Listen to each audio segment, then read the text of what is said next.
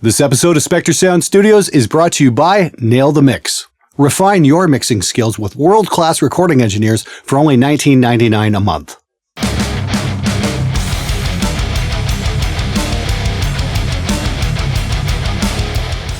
Hey everybody, welcome to SMG Viewers Comments episode number 70. Let's cut the crap and get right to the questions. Do you believe in music wood?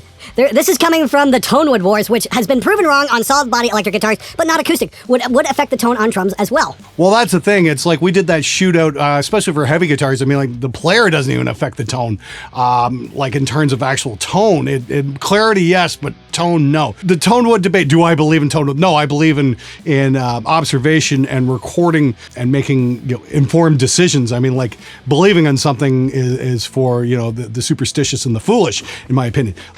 Let's look at some shootouts and see if it actually makes a difference. I've stayed out of the Tonewood debate because I just don't think it's worth wasting my time arguing about that until somebody can actually present to me like a valid study or a blind shootout. I don't think it's worth wasting my time with. But that being said, when it comes to acoustic guitars, yes, I'm sure the wood might make a slight difference, and I know drums, it definitely makes a difference. You go from say maple to birch, they definitely have different sounds, but again, those are acoustic instruments. But in a closed electric circuit, not quite so much. I mean, like if that was the case, the Gittler guitars would sound horrible, and those are like made out of steel. Those are some really killer guitars. So I really hope to get one of those on the show eventually, because I really would love to demo one of those. Glenn, you should make a drum sample pack. I would buy that shit. Well, that's definitely been an idea we've been kicking around for a while. That's a question, I know a lot of you guys don't have access to large studios and large drum sets and all that kind of thing. Would you guys be interested in seeing an SMG drum pack? Because if that's the case, we might actually do something like that, because we have access not only to this studio, but we have access to other studios and other kits. And I would like to put something together quite comprehensive. So if there's some interest in there, let me know. Leave me a comment. Hi, Glenn. I was telling some other musicians about that your bass player is a useless cunt t-shirts. A knuckle dragger of a bass player spoke up and said he finds that offensive. I responded with, well, stop being a useless cunt then. It seems the idiocy of bass players does not know borders. I'm in the UK and a bass player myself. Love the channel. Peace. Thanks for writing that in, man. I got to visit England in the summer and I had a magnificent time. London is definitely a fucking cool town. Anyway, yes, I would say if you can play this video for that bass player, like seriously, dude, man the fuck up. Don't be such a whiny little cunt. I think to tell it this way, phone call in the night is the wrong way. Today we have email, etc. But I think the guy is right to ask you not to bash Christians and bass players. Okay, but how you respond shows me that it makes no sense to request you. It makes much more sense to report the video. Well, here we are like a year and a half later, and that creepy Christian bass player phone call video is still getting comments. Report the video. Why? Because I dared make a response to a fucking call in the middle of the night? How very Christian. Let's not tolerate other ideas. Let's just get it banned. Hey, I got a response to you, buddy. Go fuck yourself. Free expression is more important than your fucking religion. And here's the simplest solution of all. If you don't like what I say, don't watch it. I know that's a really difficult concept for the terminally superstitious, but it really does truly fucking work. Hey Glenn, have you ever encountered a band that only wants to pay in narcotics? Not that I'm an engineer who has encountered this, but I have been in a band, and our drummer was always trying to get us recognized via his big bag of dope. It never worked for me, but I did want to share it. LOL. Fucking drummers. Oh, I've got a big bag of dope. I just don't fucking understand. Yeah, I've never actually had that happen to me. This is a business, I mean, like, I need to invoice people, and, oh, can I pay you in dope? Just isn't gonna fly. It's like, who is that fucking stupid? Like, seriously, I don't fucking get that at all. If somebody offered to pay me in narcotics, my response would be, get the fuck out of here. Seriously, I got no patience for that shit. Life's too fucking short to deal with that fucking bullshit. Yeah, and if somebody does offer you to pay, throw them the fuck out, because they're not worth the effort. I still want a shirt that says your lead guitar player is a narcissistic douchebag. Ask and you shall receive. It's on sale right now at the spectremedia.ca shop. Thanks for the suggestion, man. Hey guys, just gonna take a quick minute here to talk about this week's sponsor, Nail the Mix. Now, I've been a big fan of Nail the Mix for quite some time, and I'm always proud to have them sponsor the show because I truly believe in what these guys do. It's an online recording school run by Joey Sturgis, Joel Wanasek, and Ale Levy. Each month, you get a set of multi-tracks to mix, the mixes are reviewed, and the person with the best mix wins something extremely cool. They also have a month-end video where one of the guys or a guest mixer mixes the song and takes you through it step by step. And I'll tell you, I have picked up a lot a great tips from this. So this month, they've got guest mixer Kane Churko, and the song will be Fear, Face Everything and Rise from Papa Roach. First prize for this month is a McDST Emerald Pack V6 and a 1-year Slate Everything bundle. Second prize is McDSP Classic Pack V6. All right, back to the show. I get upset listening to disrespectful bass player comments and brings back painful memories of when a band of mine tragically lost our bass player on the way to a gig. Our vehicle swerved off the road and into a lake. He died when he couldn't get the tailgate open. Now, I don't know if you're trolling me there or not. If you lost a friend, I'm sorry about that, but that really doesn't have anything to do with the fact he was a bass player or whether or not he was a good bass player or a bad bass player. That's just a car accident. Sorry for your loss. I mean, I lost my bass player in 1995, 2 days before Christmas, when my bass player committed suicide. And those are still painful memories too, but I make bass player jokes because I'm not implying that guy, as I'm not implying the guy. It's not all about you! Okay? Holy fucking shit! Stop getting so fucking offended about everything! Simple truth is, I've sat in a studio for fucking 18 years and watched bass players do their absolute best to ruin records over and over and over and over again. So when I bash bass players, there is a very, very good reason. Because most of them just fucking suck. Dude, seriously though, I want you to take a look around. Is your room spinning? No? That means the world doesn't revolve around you.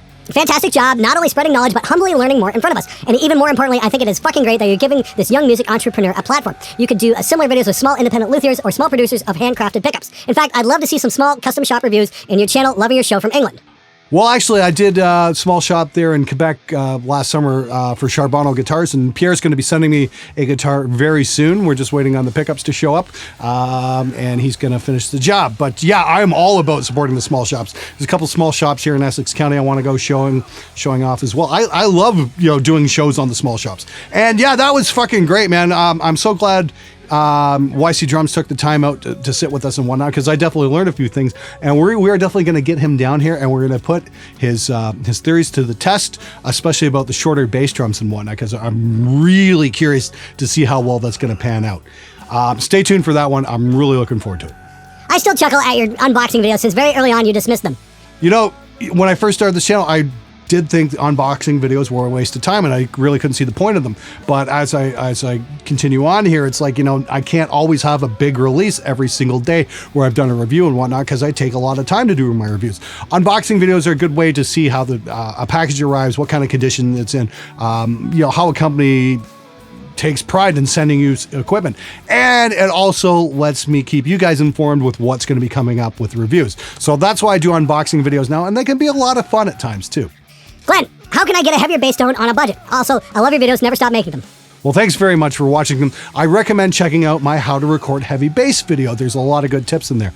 There's a lot of good stuff in software as well. Maybe I'll do another bass video on just strictly using freeware plugins, that kind of thing, because that's the best budget of them all, isn't it? Spider's biggest weakness is the tiny speaker. No amp will sound good through that thing. Yeah, that you might have a point. Yeah, the Spider's speaker is pretty fucking terrible. And I think their second biggest weakness is the fact that they're made by Line 6. Are there any examples of your real work, albums and whatnot, that you're particularly proud of floating a boot on the internet? Oh, thanks, wise ass. Let me see here. There's a couple records I did that I still really enjoy. There's Black Creek Power of Reality that I did in 2006.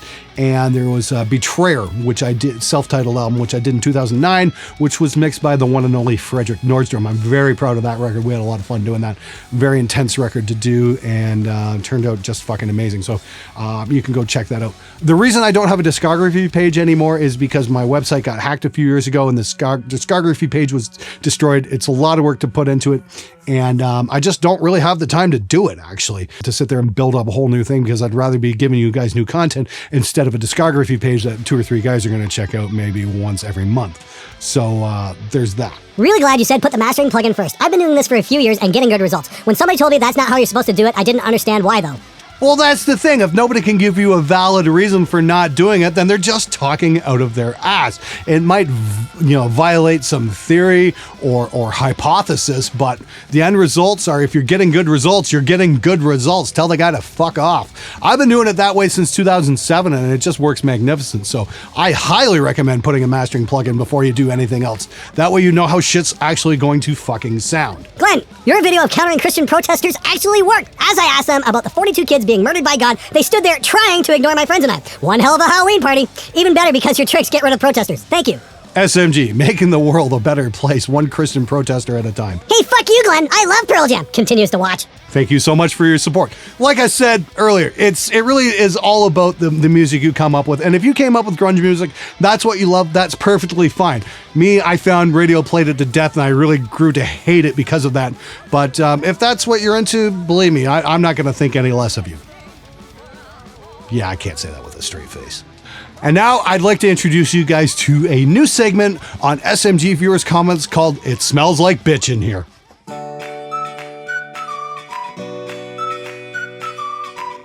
And here's this week's comment for It Smells Like Bitch in Here. Straight up lost my sub for bashing Pearl Jam. Pearl Jam has sold and continues to sell more records than any metal band since Metallica. If you can't appreciate Pearl Jam, then you can't consider yourself to have broad horizons when it comes to music. There are more styles of music out there besides metal. For the record, I was subbed to this channel specifically for the recording aspect. Fuck metal. Well, you know, if record sales were any judgment of talent, I mean, like Vanilla Ice should be right at the top of your list then, because he sold millions and millions and millions of records with Ice Ice Baby, but we all know how much that sucked.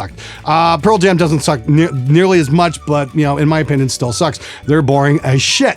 You know, sorry you got so fucking butthurt over a difference of opinion. Seriously. And yeah, I understand there are other types of music out there besides metal, but metal is what I like. And I make no apologies for that. But seriously, if you're that butthurt, the fact that I bashed Pearl Jam like that, you're going to unsubscribe, please go ahead.